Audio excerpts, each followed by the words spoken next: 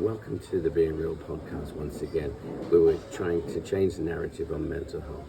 And in today's episode, I'll let the person that we're interviewing introduce himself.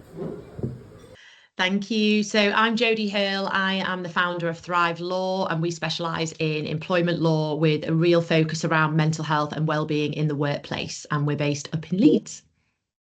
You are indeed, and I'm going to hopefully see you tomorrow, but we thought we'd do this over the internet.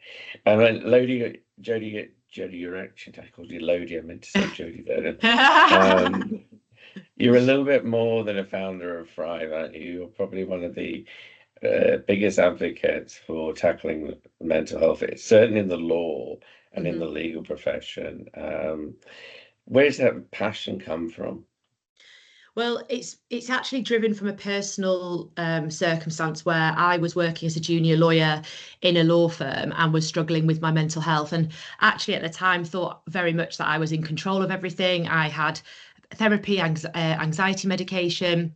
But I found that my environment was really exacerbating my symptoms to the point that I ended up being on long-term sick for a significant period of time and having what I now describe as my breakthrough, but I would say very much breakdown in the moment because I almost, I suppose I almost felt like paranoid, disabled, and just unable to leave the house. And I'd never experienced anything like it before. And I'd always had anxiety and panic attacks, but it got to the point where it just became so crippling. And I actually felt really lonely, that I had nobody to talk to about it in a workplace context. People didn't really understand what was happening, and to the point that people accused me of lying about it, and well, you seemed fine before, this kind of the typical rhetoric that we hear.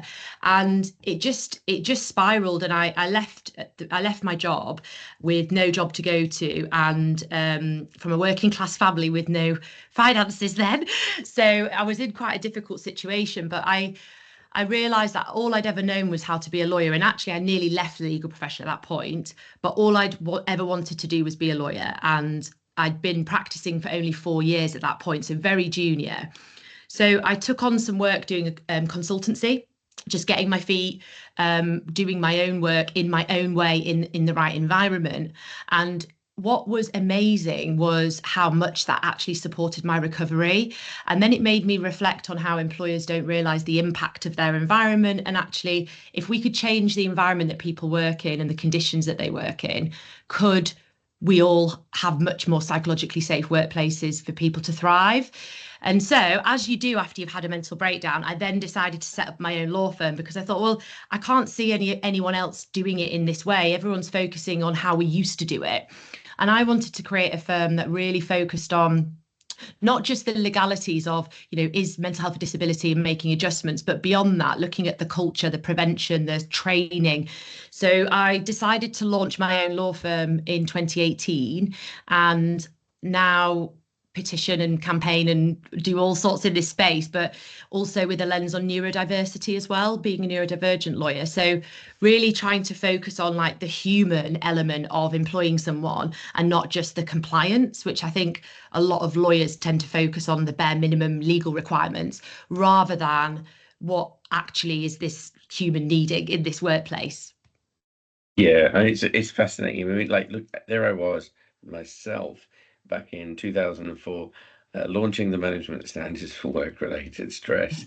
And I went into work one day, and I just was told off by my boss, which is a regular occurrence, but not overly told off by my boss. And I actually just sat in my office and just started crying. And the really interesting thing is, here I am with all, at that stage I had 1 degree, and I've been working on mental health and supporting people, but actually there was just a point where I flipped. And do you know what I did? I phoned my mum. Yeah, well, you just need to hear a friendly voice, right? Yeah. I said, Mum, blah, blah, blah, blah, and I was crying and crying. She said, go home, go to the doctor. And it was the best bit of advice I could have got. But it's funny how our journeys, our passions, that experience for that 6 weeks and 7 weeks of being really dark and feeling overwhelmed by it, really channeled my desire to, even more than it already was, to tackle mental health. And I think we're probably great exponents of what happens when we allow an experience like we've got to help us grow, Mm, um, uh, and uh, and also finding out that you have ADHD like I did, and knowing someone told me you were dyslexic and just not a naughty boy, mm. it all came in. I remember how that's actually been a strength in that. So we're going to talk a little bit later about, sort of the experience of ADHD and how organizations handle it. But in terms of, as a lawyer, someone can phone you up and go, "Oh my God, I've got a case of work-related stress. I've got somebody going off with depression or anxiety. What do I do?" Now, do you find actually that those attitudes have changed in the last 10 years, 20 I years? think, yeah, Probably I mean, 10. Let's go for 10. let's go for 10. Well, I think certainly, obviously, I've had my firm for 8 years, and because of the brand that I have, I think I attract more of the employers who care about mental health. Like what we stand for is really obvious. So, like the types of employers that I used to have to advise that were like, somebody has a mental health problem, how can we sack them? I don't have to do that type of work anymore. I'm really fortunate in that the brand has aligned my values with a lot of the clients that we work with, and we get really, really amazing employers who will say, this person's got bipolar, they're in the in the probationary period. How can we help them? They're not performing, and I'm worried they're not going to pass. What can we do? And, we help them with not just the legalities, but like scripts on what to say, what might come up, what might go wrong, like dealing with the emotional side, and really looking at how we deal with these difficult conversations. So I've definitely seen a shift, but I do think the experience is probably tainted. My legal experience is probably tainted by the type of work that I do.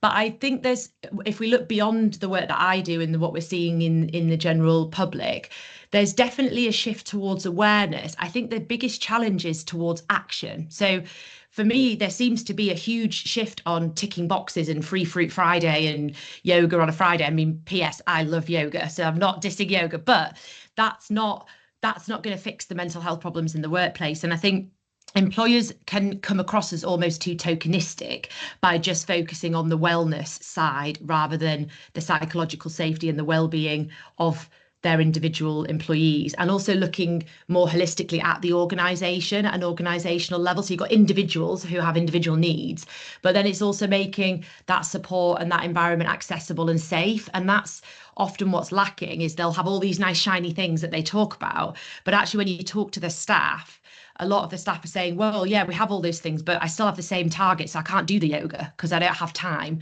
or I can't get hold of my boss, or when I do, they don't respond to me for 5 days and I don't know what to do. So the way that we work has changed a lot. And I think there's some real positives in how we now work in terms of home working and flexibility in terms of location, but it brings different challenges which employers haven't really geared themselves up for.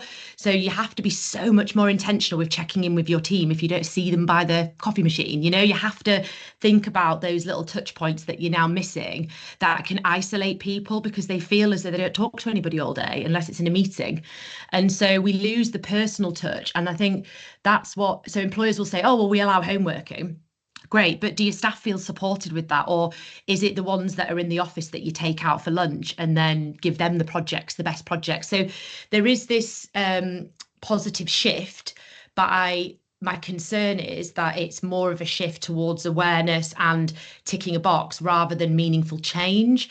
And I think the stats show that we're in the worst year ever when it comes to suicide, mental ill health, the cause of lots of people's sickness absence being mental ill health. It's like, how can we keep those people in meaningful work? Because look at me, I left that job because the environment wasn't right. I was really struggling. But if I'd had the right support, I probably would have still been there. And I'm now running my own law firm, which yes is very stressful, but I've got a sense of purpose, I've got drive, I've got a great team around me, and yet there's lots of stress that comes with it. But when you have the right environment and the right I suppose, systems set up around you and the right type of work, you do notice a massive difference. It's not that obviously running a law firm isn't easy to do. I'm not saying everyone could just go set up on their own law firm, but for me, I couldn't find anywhere where I could go and work. So creating that was important for me, but also to attract to the people who shared those values, who perhaps were struggling in other law firms. So creating, I suppose, that safe space for us all to thrive together. Yeah, and my own experiences of working with leaders, and you and yourself will have this experience. Those that have gone through something themselves or been closely aligned to something tend to, tend to be there and to be really good examples. I mean, I was fortunate when I was at HSC. I mean, I'd helped write the guidance on return to work for mental health, so and they followed it to the letter. And actually, I was very supported. So I stayed in HSC because Yeah. there was an emotional commitment to the fact they'd actually dealt with what was going on at the time, and I think that's hugely important. I mean, are in a unique opportunity, aren't we? We get to talk to leaders, and sometimes I wish people could see through the lens some of the things that we see, which is actually really positive, that there Yeah. are actually leaders that will make a fundamental difference to their people, who genuinely care and genuinely believe that there can be. There are others, however, that perhaps don't meet that criteria.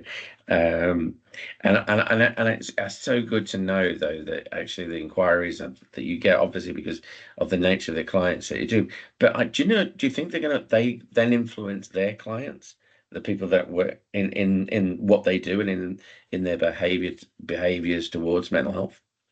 I think so. I think it's a bit of a ripple effect. Certainly, we see it from our perspective when we perhaps have just started working with an organisation. This approach is very different for them, and then they'll come to me, and rather than say, this person hasn't turned up to work today, then I found them asleep under their desk. Let's sack them. They're like, oh, when you said that sometimes behaviours can show that it might be mental health, should we explore this first? So when you start to see the change in clients, even just the way they approach it and the compassion that they adopt in the mindset of the problem, rather than it being this huge problem we want to get rid of somebody, it's very much focused on, well, what could the cause be? Could it be mental health? Do you think we can help them? It's honestly amazing to see, because when you first start working with them, it's really trying to get that mindset shifted from, people with mental health problems are just trying to be lazy and they don't want to work, to actually people struggle to ask for help. So how can we create that environment? And I do think not only is it nice for me to see it in my clients, but the ripple effect within the organization, when somebody sees that someone else has been treated really well because of their mental health, that sends a ripple effect both in the organization and beyond, because that impact is profound, and people don't realize the impact of leaders' words, the impact of their workplace can have on their whole life. And I certainly, it's something that I've had to check in on as myself as a leader, is the presence that you have and the impact of everything that you do is so profound, and we just take it in our stride and we're just doing our job. But that flippant comment or that email that you ignored, or all these things kind of build up. So I think it helps shape leaders to be better leaders when they're more mindful about mental health and how people communicate, and actually not getting annoyed if somebody didn't do something in the way you wanted them to do it, and coming at it from a compassionate place and saying, actually, let's talk, let's have a conversation about this. So you said you would do this, actually you approached it this way, talk to me about why you approached it that way. And really just trying to understand, because sometimes it's just that was an easier way for them to approach it, and it might be that they overthought the whole thing and didn't know how to deal with a particular situation. But instead of getting cross at it, it's coming from a place of understanding, and when you see that cycle starting to ripple out, it's really quite powerful. Yeah. Do you know, Jodie? I mean, do you have a tribe? Do you have an inner circle of people that you just, because in this positions that we find ourselves in, when we're sharing, we're talking, and we're out there about mental health, I have a very select group of people that are part of a tribe. I will check in, and do you find that you've got those people? Because there's a real powerful experience of having a select group of people who just get you and have your back, and Yeah. are there at that moment, because there are moments of doubt, aren't there? In Yeah. Yeah. Yeah, no, I think that's exactly it. I actually call my team my Thrive Tribe. So we have I'm really fortunate to say we have an amazing culture where not only do I check in and as the leader and look after the team, they look after me. So, if I'm feeling a bit overwhelmed, that, people will step up, step in, step to the side. Like we all have a very open conversation around even little things in the morning. It's like someone might put, I've not really slept well today, so I'm going to be a bit slower. Like that's a normal thing to say at Thrive. That's not a normal thing to say in most businesses because it would be seen as though you're weak and you can't do this task, and that's wrong. It's we've got to understand that our mental health fluctuates, and it's about on the days when I'm good, I'm on fire, but I'm not always going to be at that level, and part of that's compassion for myself, but also getting my team to understand that. And actually, for me, I'm able to spot things in my team, little things like they'll join a Teams call and I know they're really chatty, and but one call maybe they turn the camera off or they're a bit quieter, and then I'll check in with them afterwards and they're like, how did you know I wasn't feeling good? I was like, I just knew. But actually it's having that tribe of trusted people where if I ask you, are you okay, they'll tell me, and there's nothing to hide. Doesn't matter who we are in the organization, it's a flat hierarchy when it comes to mental health. And then outside of that, having people who don't know anything about your work and who you can talk to on a personal level, I think is also important. I think you need the tribe in both places Yes, because definitely. there's that understanding of what it's like at work and how they could help. You don't always have that at home, and so I do think it's important to have it in both places for different reasons. And sometimes, you're not going to get on with your partner or you're not going to get on with people at work, and so having that option to go to different people is really important because I mean, I'm lucky. I've got amazing friends and family, and the reality is not everybody has that. So for some people, their tribe at work is everything, and that can also be really challenging when that breaks down. Yeah, exactly. I mean, same as you, I have a tribe outside of work and a tribe inside of work, and they're like confidence and that. But yeah, exactly. If something happens within work and the roles change and things like that, it's so important to sort of offer and bit to have that support. And I just want people to be able, and obviously to see from us that, hey, do you know what? Just because we do this, we're not superheroes. And actually, Yeah, we're all we humans. we're humans, but we're very, we're really passionate. And I'm going to turn to a couple of work things to ask. Has law changed in the last 10 years when it comes to how mental health is being managed? It hasn't, but it needs to. Uh, It- it have some definitely. changed? I don't think predominantly for me the law has remained pretty much the same in since the Health and Safety Act was enacted. The law for me focuses way too much on physical health. And that makes complete sense because if you think where we were 50 years ago, we weren't sending emails, working from computers from our bedroom. That's not how we worked. So when the law was brought in to look at the health and safety and the duty of care of people at work, it was very much focused on people in factories, in physical buildings. Um, so I do think there's a massive overhaul needed, not just to bring it up to date, but to give parity between physical and mental health, which currently we don't have in terms of the legislation itself. We have guidance and we have some support on, some of the HSE documents are supportive, but it's not mandatory. And so it's seen as not important by a lot of employers. Yeah, yeah. So, I mean, I'll talk about this often is asbestos. Lots of people were dying. Semiconductors, lots of people were being impacted.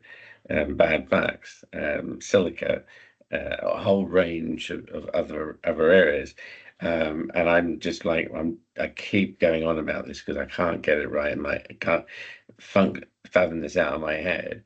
When we hit 20 million days lost to work to like stress, depression, and anxiety, or we have a million people off, do you think we'll get action? Because the current direction is Yeah.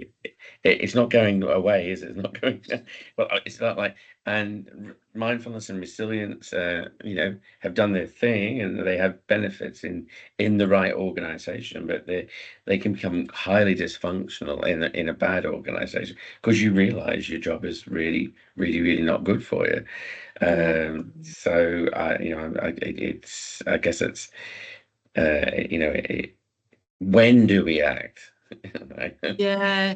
Well, I think we have to act now. I mean, certainly the Labour manifesto mentioned that they wanted to get parity between mental and physical health, aligning the Health and Safety Act, which is exactly where I think the change needs to happen, because we need to see this as a preventative duty rather than, oh, well, if you have a disability and an employer fails to make adjustments, then you can put a claim in, because by that point it's too bloody late. Like, that's too late. So yes, the Equality Act has its purpose, but it doesn't also cover most mental health conditions, because you have to have suffered consistently for 12 months. And obviously Yeah, a lot of people, they don't suffer for 12 months, but in the moment it's horrendous. And so legally employers don't have to adjust their role. And I think that's a real challenge. I mean, I specialize in this area of law, so it doesn't, it's something that I deal with all the time. It doesn't sit right with me that, you'd say with one person with mental health, yes, I'll help you, and another person, no. So my advice is always to look at the human and see what support they need in their role, rather than try to take them through a rigorous process of proving they have a disability. But that's the reality of mental health support at work. You have to prove that it's so bad that you need adjustments before that they'll be made in most employers. And the challenge there is, if the manager leaves, you have to reapply again because they haven't got a process in place of where it's stored. So for me, it comes back to, like, what is the correct way to approach this? And, do we need to mandate risk assessments like we do for the physical side? Potentially. Do we need to look at what areas of the organization above stress, because it's not just stress that makes our mental yeah, health absolutely. decline, and it's not just workplace stress, it's other stuff as well, even down to, like, how clearly defined is a role, and if there are challenges in the workplace, how is dispute dealt with? Like, all of these HR issues actually are so impactful if they're done wrong, and if they're not clear. And so what I think needs to change is that we need to move more towards a psychosocial hazard risk assessment approach, where we create a framework for organizations to adopt different categories within their organization when they're assessing the risk, and then supporting them with really helpful guidance on, if the outcome is this or the risk assessment, here's some options of things that you can do. So it's not about saying everybody has to have a mental health first aid or everybody has to have this. It's about understanding the risk within that organization, rather than mandating the same thing for everybody, which might not be the solution. So much more organizational specific approach rather than a broad brush mandate of training. But I do think training forms a big part of the recommendations, because you mentioned before about, the impact of managers and leaders. And actually most leaders become leaders or managers because actually they're just really good at their job, and we hear this all the time. And there's nothing in even some of the biggest organizations that I work with, and they have like thousands of staff all over the world, and they'll say to me, well, if we're managed by someone in another country, they don't know the laws here, so they don't accept mental health. Or they'll say, we don't have the backing from management, so the training's not mandatory. So managers don't have to do mental health training. They don't have to. They can do it if they want. And usually it's the ones that don't do it that need to do it. So the Mm. risk assessment will really help organisations to create a better framework and structure to make this a normal observation, and not as a tick box as well. It's actually making them go through a process that helps them with the outcome, rather than just, I'm ticking a box, yes or no. It's then helping them to create a strategy off the back of that that will align with what their business actually needs at that time. And I think beyond that, support from whether it's HSE or ACAS with that guidance would be really, really important, because there's one thing changing the law, mandating it, but then employers go, where do I start? So I think it's got to be a two-pronged approach of bringing in new legislation, but also supporting that with really, really good guidance that we know has the impact that we're trying to achieve, rather than a tick box. That's what I'm really, really passionate about, because I think if you just say everybody does this training, this one thing, that's just not going to achieve the psychological safety in organizations that people want and Yeah, need. and exactly that's so important. We have to move from what happened to why it's happening. We have to understand that actually work has got lots of psychosocial factors in, and actually we start processing those psychological factors and looking at them as potential hazards. And they're not a risk until they're not managed. I think Exactly. that's a really, really important element to the whole psychosocial discussion point. The nature of work with the computerization, we're now in the fifth revolution of work, evolution of work, sorry, and that is AI. But prior to that, it was computers. Prior to that, it was it was back to steam to water, and there was I'm probably missing out one of the evolutions. But you know what? For me, I did a presentation. I put Karl Marx into it. I said, what we need is a revolution.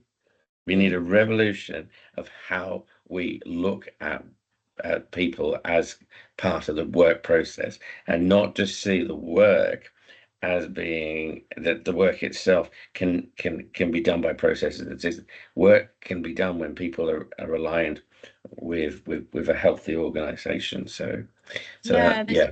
there's a really big correlation between a healthy, happy organization and the productivity and the bottom line. So even for those people who think, "Oh, this is all a bit airy fairy. What if what I now have to help all these people?" Yes, first of all, you Yes. do. Yeah. But secondly, it's not only because it's a nice thing to do, it actually will help your business. It's a no-brainer. You do not have a business without your people. If your people are unhappy, they are not going to be productive. They're more likely to go off sick and they're more likely to leave. Why would you want to keep spending money on a high turnover and people constantly being off when you could actually promote a really inclusive, healthy workplace where people want to be and they refer to you, they feel a sense of loyalty because they appreciate that you've supported them, rather than feeling like everything that I do is not appreciated. I don't know what's expected of me.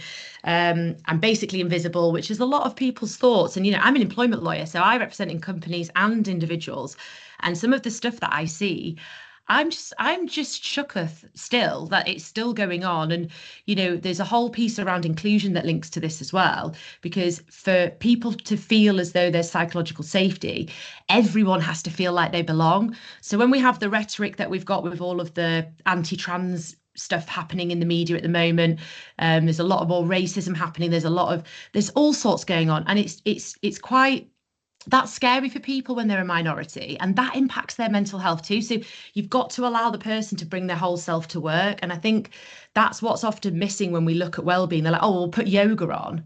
Okay, so put the yoga on, but if that person doesn't feel that they can show up at work, they're not going to come to yoga. They're not going to think it's No. helpful. They'd prefer for you to invest that time and money in listening to them, understanding them. Like some of the stuff I'll be recommending as part of this petition to change the law is actually not revolutionary. It's about taking it back to basics and really understanding your organization and your people. That's what it's about. And we've almost got so connected that we're disconnected. I think that's what's happened. And we've got a framework in place that's built on physical health, not mental health. So there's a huge disconnect between what people want and need and what they're receiving, and that's got to change because it's just not sustainable in the modern workplace. It's almost like we need a reset, don't we? We have to have We do.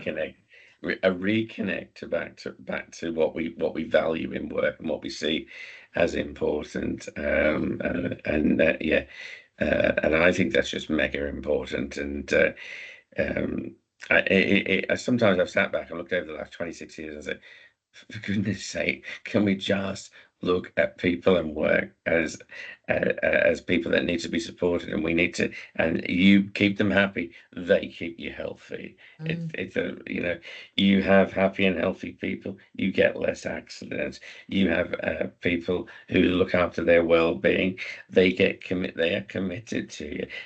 Look, when we now move to this sort of changed working patterns where people are working home through and out to, you've got to manage people in a different way. It's Mm. not, you can't have your water cooler moments. You can't have the coffee stops. Well, but you can actually say, let's go and have a coffee, even if you're doing a face to face, you know, Yeah.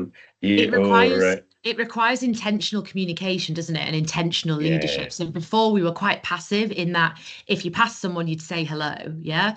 Like now you have to be more intentional with how you communicate and understand people's preferred methods. So if someone texts somebody and says, "Can I have a call?" that person might freak out because they're like, "I hate calls, they're gonna sack me." Like this, it's the whole dynamic of communication. And I think that's been massively lost because we have so many forms of communication now. People interpret it very differently. And so if you can't get in front of people face to face on a regular basis, and by the way, I don't think that's the solution. I don't think we should all go back to the office. I think we just have to be better leaders. But that does mean that we have to change how we lead. And that's something that a lot of businesses haven't quite grasped because they just make the change and then don't train the leaders on that and then wonder why there are performance issues or miscommunication because they haven't got the infrastructure right. They haven't got the right training for those managers and for those leaders to lead properly and lead by example. They can't do it because they're not used to it and it's not their fault. Employers have an obligation to train them. and also leaders go in a very different style than they used to be. You can be a leader of one with some and be leading it from a strategic front or a leader of many. And I think we have to we all have a purpose in looking out and looking out after each other. Jodie, we're going to finish shortly, but I wanted to talk to you about awesome work that you've been doing in ADHD, and the fact that you allow people like myself who have ADHD to go, I got ADHD, and actually I'm still good at what I do, and actually I'm better at it in some respects in certain areas because I have my brain is has a freedom which which is interesting. At times it's Yeah. chaotic, but it's free, Yeah. exploring things. So. Um, Yeah, I think for me with the ADHD thing, so when I had my breakdown, I didn't actually know I was ADHD at that point. It wasn't until lockdown when the world stopped and slowed, my brain was not happy with that, and I couldn't understand why everybody was quite content with like the slower life and just generally being at home and for me it was just chaos my brain and I was worried that I was having a breakdown because I was like I don't understand why I'm not receiving this situation the same way as everybody else and I found the whole thing really quite difficult and then I went to a psychiatrist and got some support and they recommended an ADHD assessment and it really interesting since that diagnosis is that it's taken me on a completely different journey when I think about my mental health. And actually, I haven't had any mental health medication since my breakdown. And I actually attribute that to the fact that one, I have the right environment, and two, that I know about my ADHD. So I'm so much kinder to myself when I can't do something. I'm not beating myself up. I'm like, I'm just a bit crap at that, and that's okay. Someone else can do it. So I'm playing to my strengths. And as you say, if you put yourself in that strength-led mindset rather than what I can't do, it really does amplify all the work that I do. And I've worked with ACAS creating the guidance on neurodiversity and working with ADHD UK on creating a load of resources for their members for free. And for me, it's where I find my joy. I love doing the stuff around mental health and neurodiversity. It's just like a light bulb is now on, and I can see why I was so out of sorts in a law firm that didn't understand mental health, let alone even knows what neurodiversity is. yeah. So yeah, I think that self-awareness has helped me to be a better lawyer and a better leader, but also to be just kinder to myself because when you don't know that you're neurodivergent, you only know what you know, right? So when everybody else can do stuff that you can't do, or people I don't know, like label you as too much. I always had like you're too this, you're too that, you're too this. and it gets to you. There's only so many times someone can tell you you're crap at something or that you're to this, that every time you hear that, it's like razors in your brain. Like it's horrible. So I think like now when people say something like, it just goes over my head because I'm like, well, that's how I am. But I think when you don't know that and you don't have the awareness, it's really hard to compartmentalize those comments because you're so different. And now I embrace my difference, and I know you're the same. And I think it's really positive. Like people will message me who I've known for years and say, oh my god, because of your videos I've now got diagnosed with ADHD and my mental health has improved. Like, thank you so much for sharing your story. And I think as leaders, we do have a duty to be more vulnerable. That's what the future of work requires, that vulnerability and that honesty about our challenges, because everybody has them. Everybody has challenges, whether you're neurodivergent or not. And it's about being real, exactly as the point of this podcast. It's about being real and just saying, Yep. look, we are who we are, and we're not perfect. And we have to accept those parts of us that aren't perfect, but we also have to embrace those strengths, because with every neurodivergent person, put them in the right environment on the right task and they will thrive. But you just have Yeah. to create the environment, and that's where employers struggle. I think that's the challenge. So yeah, I hope that the psychosocial hazards risk assessment will also help from a neurodiversity perspective, because it's really focusing on like the needs in that organization and the needs of their people rather than a blanket approach. So I do think overall we should see a positive correlation both from a neurodivergence and a mental health perspective, keeping And people in work and supporting them. yeah, that is so, so true. And I mean, I like, when I got diagnosed with dyslexia, I thought that's it. Oh God, no one's ever going to employ me. I'm never going to be able to do, all the range of things. Yeah, I can't write 100 pages, but I can write 10 pages and they're really thorough and precise. But what I also have the joy of it now is actually I understand and appreciate, I think differently. And it's actually, and that helps me. Yeah. I get excited by data. Ah! I yeah, I get excited by doing research and working on research and doing that, and I think that's because the brain just swings into look at that. My dad used to call it squirrel moments. I love that expression. My dad says, "The squirrel's here, son. The squirrel's here." Yeah. So yeah, He knew. and he knew. Yeah, he knew. Once I told him about it, yeah, yeah. He said I've always thought he's had these squirrel moments, but it's a great thing. I mean, yes, Jodie, I love my dad, and it was, yeah, it was so good. So nice. Listen, this has been amazing. I could literally carry on, but most people listen to these podcasts in their lunchtime or on the way home on the train. So I'm trying to make it a reasonably short one. But yeah, brilliant. Thank you so much for coming on, and thank you for being so open and honest. And yeah, this is so much fun doing this I podcast. know. So good. What a great It's idea. we all like just talk to each other like we should. And you know what? It's good to talk, isn't it? Remember that the British Telecom campaign Yeah. now, and Bob Hoskins, it was, wasn't it? It's good Yeah. to talk, isn't it? And So true. I'm all about that. So thank you very much for coming on. And now it leaves me to just remind people that the podcast will be available on YouTube and on Spotify. And if you're on my LinkedIn, you'll get some precursors to what we talked about, little shorts, I think is what they call it in the in the new age. So yeah, brilliant. So thank you, Jodie. Thank you. And